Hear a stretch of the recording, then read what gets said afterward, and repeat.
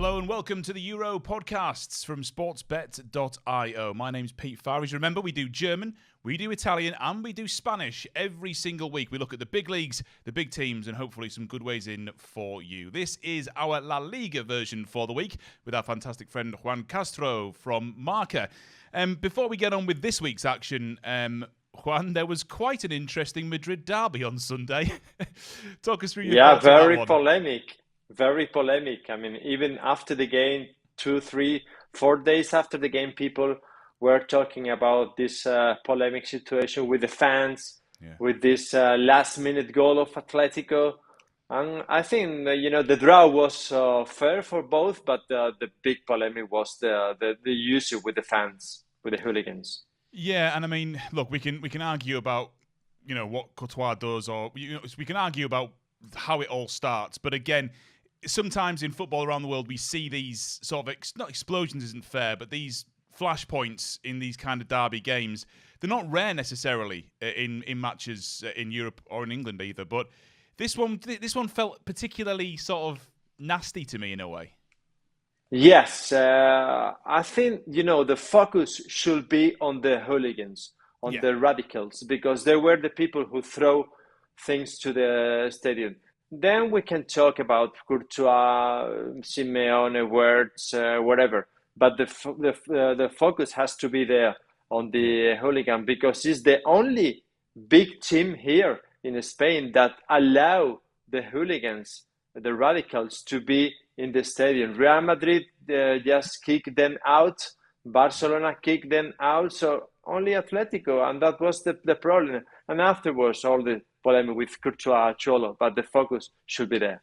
Yeah, absolutely. It's absolutely fascinating. But it kind of builds into what Atletico are sometimes. That Simeone idea of the physicality and the intimidation. It kind of it adds an extra bit to that, doesn't it? It kind of makes you... Yes. It's an extra ingredient in that kind of like us against you kind of idea that Simeone's built there. Yeah, exactly. It's like a Cholo ingredient for to visit Metropolitano. He has to. Some people say it's like going to the dentist. No, they're like you have to suffer. You have to suffer that a lot, and that includes the Cholo Simeone warming to the people, and also this Frente Atletico. And the warm situation that creates a Metropolitano, because not all the fans, for sure, not all the fans of Atletico are like this. So, most of the people are really warm fans, but, educated fans. Well, there have been some interesting conversations in various offices across Madrid between the two sets of fans over the last few days. No question about that. Right, we will talk more about those two teams very shortly, but let's talk the actual action to come. And an intriguing game I want to start with, which might sort of pass a few people by, which is Espanyol against Mallorca on Saturday. Now, Espanyol's form is not good. They've lost 3 in a row. But Mallorca are absolutely motoring at the moment, Juan. What has made Mallorca so good so far this season? Yeah, surprising, because after Javier Aguirre exit, we expect like a transition, not easy season for Mallorca. And I would say that it's the surprising team so far in La Liga, because they are doing really quite well. And without his main player, which is Murici, the Kosovar one. So I think they can do big things in Barcelona, because they are having good performance outside Mallorca, away, and in Mallorca. So watch out, because Espanyol can be in trouble with their 4 defeats in a row. Yeah, just outside the relegation zone at the moment, Espanyol. That's kind of why I wanted to bring it up, Juan, because obviously the value in the market is with Espanyol being... Sorry, the favourites in the market are Espanyol being at home, but Mallorca are a bigger price than I thought they'd be. And I'm just looking at this form. Valerie's scoring plenty. And when they do concede, they still score 2. At home, they're defensively quite sound. Losing to Villarreal with Villarreal's start is no shame. So, like you say, this is a team who possibly could go for Europe this year. Yes, I don't know if they're gonna resist there.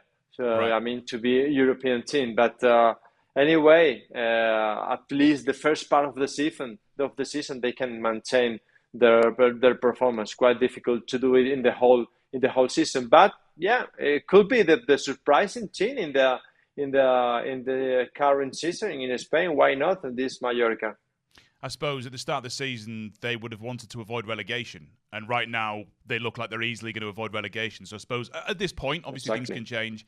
At this point, it looks pretty good for Mallorca, but they could be an interesting way-in for your bets at the weekend. Let's go to Real Madrid. They take on Villarreal, who have had... I had Villarreal down at the start of the season as a team who I thought might struggle a little bit, Juan, I have to say. But they've been excellent. Barring that heavy defeat to Barcelona, they've been really good. Real Madrid coming into this off the back of the Madrid derby and travelling to France against Lille. We don't know the result of that game yet. We're recording this on Wednesday morning. This has a really, really interesting makeup to it and could be a fascinating game. Yes, I will bet a lot of goals in this game. I will predict that if you are a Madrid or Villarreal fan, to go to Bernabeu, because there will be a lot of goals here. Probably two of the most offensive teams in La Liga. I think Real Madrid is quite favorite. They are recovering players. Tchouaméni, Camavinga probably will be in the lineup, so they are recovering players. Mbappé could be there. Mbappé for sure. I mean, because Mbappé is already in France for playing against Lille, maybe from the bench, but probably against Villarreal could be on the lineup. So I will say that Real Madrid will have an easy victory. Yeah, Villarreal, I mean, obviously, Jose Perez looking very good at the moment. He's scoring plenty of goals. Sorry. Pronunciation, you see. This is the problem I've got. I try every time. I'm trying to get better, but Juan's quite right to pick me up on it every time. Anyway, he's scoring plenty of goals and looking very good at the moment. I'm just surprised by Villarreal. I really am. I had them down as looking weaker than they did last season in terms of the squad. That's not how it's going at the moment. And yeah, I completely agree with you on goals here. I think we're going to get an absolute ton of them. But Juan going with Real Madrid to take the victory. Now, Alaves Barcelona. This game is really interesting. Now, obviously, on the face of it, we'd not expect Alaves to win this game in any way, shape, or form. Barcelona obviously destroyed Young Boys in the week, 5-0 in the Champions League. But that Osasuna result, Juan, is hanging over Hansi Flick a little bit, and we know the injury problems they've got too. Yes, I think this Osasuna game creates a lot of doubts in Barcelona. It's true that in that game, Flick have some rotations. So, for example, Lamine Yamal was not in the lineup, and I think already Hansi Flick has learned the situation, and he will put all the first lineup, like Lamine Yamal and all the first forwards people, So, but I think it's a quite dangerous match for Barcelona. I wouldn't say that Barcelona will have an easy victory. I think Alaves wants to be strong at their stadium. So I would say they have their chances, Alaves.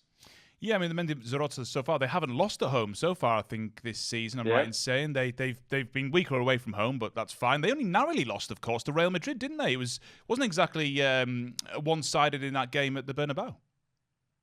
Yeah, and it was, I think it was 3-0 at the end. I don't remember, but I think Alaves in the beginning create like a defensive situation, but afterwards Real Madrid could break it.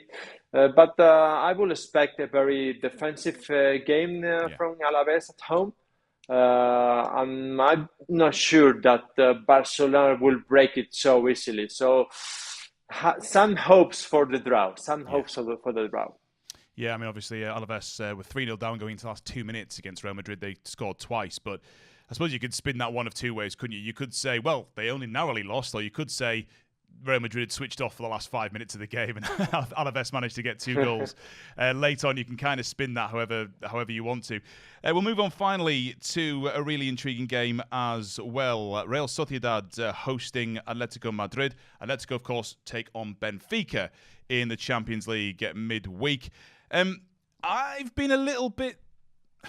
I don't want to be too harsh here, Juan, but I've been a bit disappointed by Real Sociedad so far this season. Yeah, they have already lost 4 games, which is a lot for Real Sociedad considering the last season that they did. So I think they are one of the disappointed teams so far in La Liga. Not, it's true that they have some injured people. Oyarzabal, they lost Mikel Merino.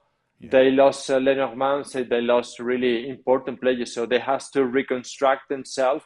That is true. But I don't think also that Atletico is in a good performance. We will see what happened in Benfica in Lisbon.